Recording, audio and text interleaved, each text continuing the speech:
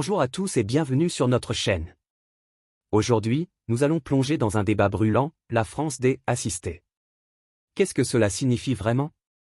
Nous allons explorer les points de vue opposés de Sarah Salman, célèbre pour ses prises de position strictes sur la responsabilité individuelle, et de François Ruffin, député engagé pour la justice sociale. Restez avec nous pour découvrir leurs arguments et les implications pour la société française.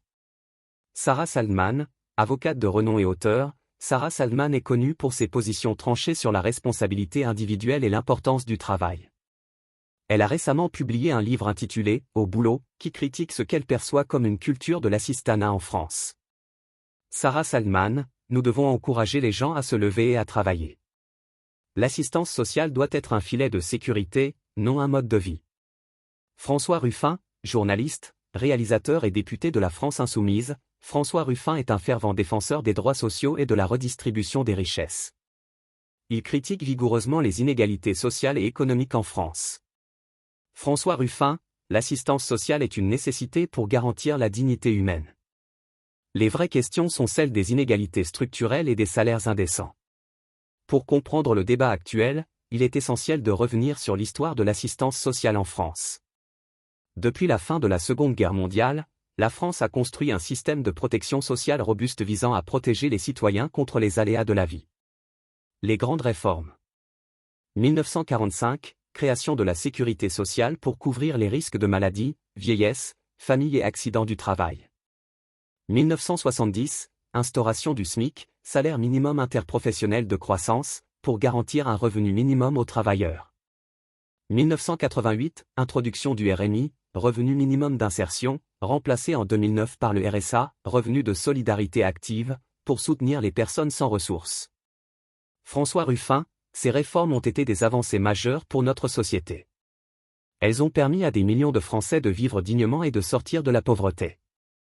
Sarah Salman, si ces réformes étaient nécessaires, il est temps aujourd'hui de les adapter à notre époque. Nous devons éviter que l'assistance ne devienne une trappe à inactivité. La France est souvent divisée sur la question de l'assistanat. D'un côté, certains estiment que l'assistance sociale incite à la paresse et crée une dépendance. De l'autre, il y a ceux qui voient ces aides comme essentielles pour lutter contre la pauvreté et l'exclusion sociale. Bulle Sarah Salman, nous avons créé une culture où trop de gens comptent sur les aides sociales au lieu de chercher à améliorer leur situation par le travail et l'effort personnel. François Ruffin, ce n'est pas l'assistanat qui est le problème, mais les conditions de travail précaires et les salaires insuffisants. Beaucoup de gens travaillent dur et ne peuvent toujours pas joindre les deux bouts. Silhouette de tête qui parle Sarah Salman, il faut responsabiliser les gens. Les aides doivent être temporaires et conditionnées à des efforts pour retrouver un emploi. François Ruffin, les gens ne choisissent pas la pauvreté. C'est le système économique qui les y contraint.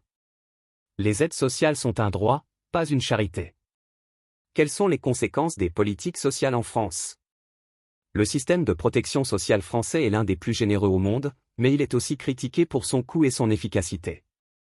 Sarah Salman, nous devons réformer notre système pour encourager le travail et l'innovation, plutôt que de subventionner l'oisiveté. Les réformes doivent viser à réduire les inégalités et à offrir de meilleures conditions de travail, pas à pénaliser les plus vulnérables. Le RSA m'a aidé à survivre après avoir perdu mon emploi, mais il est difficile de s'en sortir uniquement avec cela. Sans les aides sociales, je n'aurais pas pu payer mon loyer ni nourrir mes enfants. Témoignages, écoutons les témoignages de ceux qui sont directement affectés par ces politiques. Comment les aides sociales impactent-elles leur vie quotidienne? Quels sont leurs espoirs et leurs préoccupations? Les aides sociales m'ont aidé à traverser des moments difficiles, mais je veux aussi trouver un emploi stable. Je travaille à temps plein et j'ai du mal à payer mes factures. Les aides sont nécessaires, mais ce n'est pas une solution à long terme. Le système de protection sociale français est l'un des plus complets au monde, mais il nécessite des ajustements pour s'adapter aux réalités économiques actuelles. Mettre en place des conditions strictes pour le versement des aides sociales, comme la recherche active d'emploi et la participation à des formations professionnelles. Réduire les dépenses sociales en limitant les aides aux personnes véritablement dans le besoin et en éliminant les abus. Créer des incitations fiscales pour les entreprises qui embauchent des bénéficiaires d'aides sociales et soutenir les initiatives entrepreneuriales. Revaloriser le salaire minimum pour garantir un revenu décent à tous les travailleurs. Mettre en place des mesures pour lutter contre la précarité de l'emploi, comme la réduction des contrats à durée déterminée et l'amélioration des conditions de travail. Investissement public, augmenter les investissements publics dans les secteurs clés comme l'éducation, la santé et le logement pour réduire les inégalités sociales. En fin de compte, le débat sur l'assistanat en France est complexe et touche à des questions profondes sur la justice sociale, l'économie et la dignité humaine. Sarah Saldman et François Ruffin représentent deux visions différentes de la société, mais il est crucial de trouver un équilibre qui permette à chacun de vivre dignement tout en encourageant l'effort et l'innovation. Que pensez-vous de ce débat ? La France est-elle trop assistée ou les aides sociales sont-elles indispensables ? Laissez vos commentaires ci-dessous et n'oubliez pas de vous abonner pour plus d'analyses et de débats sur les sujets qui comptent.